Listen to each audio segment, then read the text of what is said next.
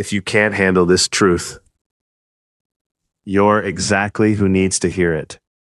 You keep speaking about freedom while living like a domesticated animal. Marcus Aurelius already stripped your options down to 3. Continue in the life you tolerate. Leave it by your own hand and decision. Or get removed from it by death. That is the whole field. Your endless hesitation is weakness dressed up as complexity. You act as if more time will rescue you from yourself. It will not. Time only reveals what you worship. If your days are built around comfort, drift, and reaction, then that is your God. Seneca warned that men are frugal with money and reckless with years, because years feel endless until they stop. You have already paid with mornings you cannot recover, with standards you lowered in private, with power handed away, one compromise at a time. The lie is old and profitable. Society teaches you that peace is somewhere else, another city, another woman, another cabin in the woods, another perfect season of life after the chaos settles. That story keeps you manageable because it keeps you waiting. Epictetus would call you a slave if your peace depends on location or favorable conditions. A slave with better branding is still a slave.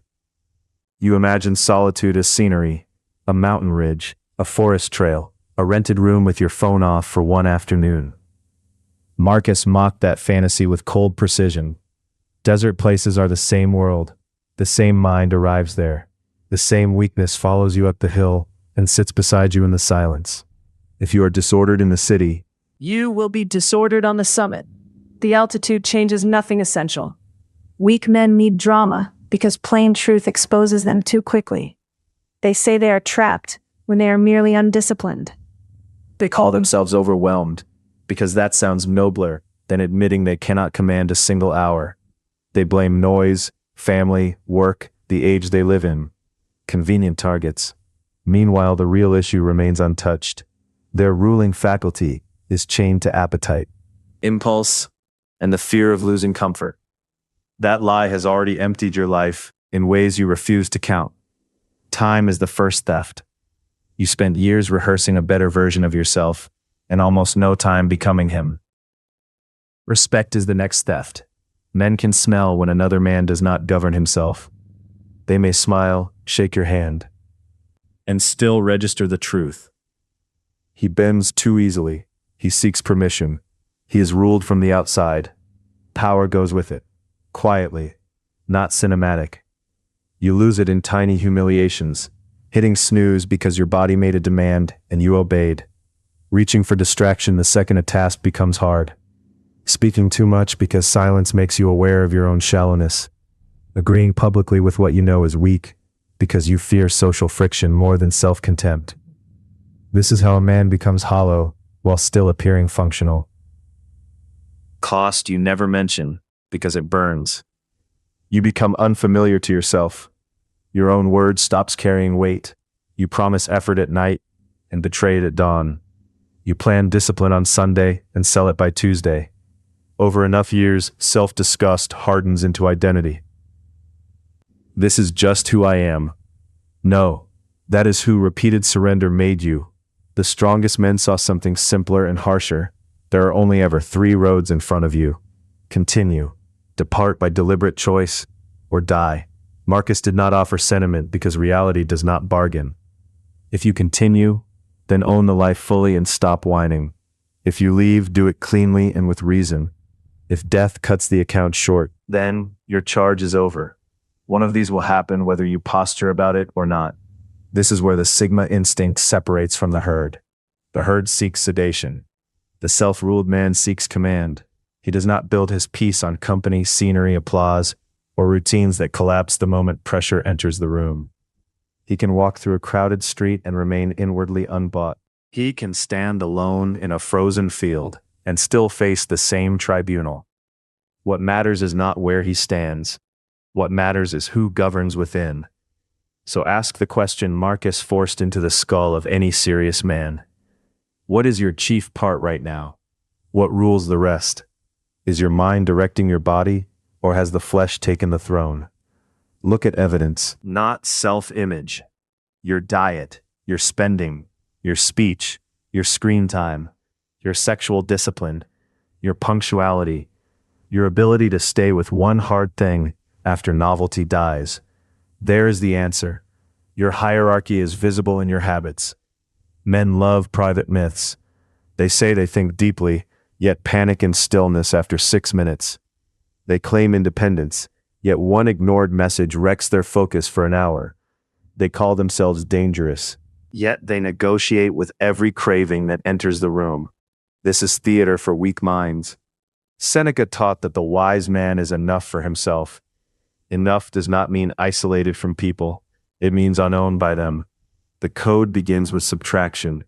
Remove every ritual that teaches your body it can veto your decisions. Get up when the alarm sounds. Eat to fuel action, not to medicate boredom. Train when weather, mood, or convenience says delay. Keep your word in small matters so your word has force in large ones. Speak less. Finish more. Put long blocks of silence into your week and watch what your mind does when no one is there to entertain it. Second principle, stop using geography as an excuse. You do not need a monastery to examine yourself.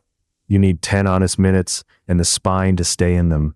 Sit in your room with no music, no messages, no task switching. Ask one question. What currently rules me? Then answer with facts. If lust rules you, say it. If vanity rules you, say it. If comfort rules you, say it. Naming the tyrant is the start of revolt. Third principle, separate the ruling faculty from the flesh. Epictetus hammered this into men who wanted excuses. Your body will ask for ease. Let it ask. Hunger, fatigue, weather, and urges are signals. They are not commands. The weak fuse themselves to every impulse and call that authenticity. Foolish. A trained man can feel the pull without kneeling to it. He notices the motion. He does not become the motion. Fourth principle, make solitude functional. Most men run to isolation for relief, then smuggle all their corruption into the quiet. Use solitude as inspection, not escape. Walk alone without headphones. Review the day like an auditor. Where did you hand away authority? Where did you speak loosely? Where did you act beneath your code? Write it down. Correct it tomorrow. Mountains are wasted on men who refuse self-examination. Fifth principle, practice chosen endings. End the conversation when it turns cheap. End the habit when it stains your standard. End the dependence on praise. End the false identities built to keep you palatable. Marcus said one of the roads is to leave by your own accord.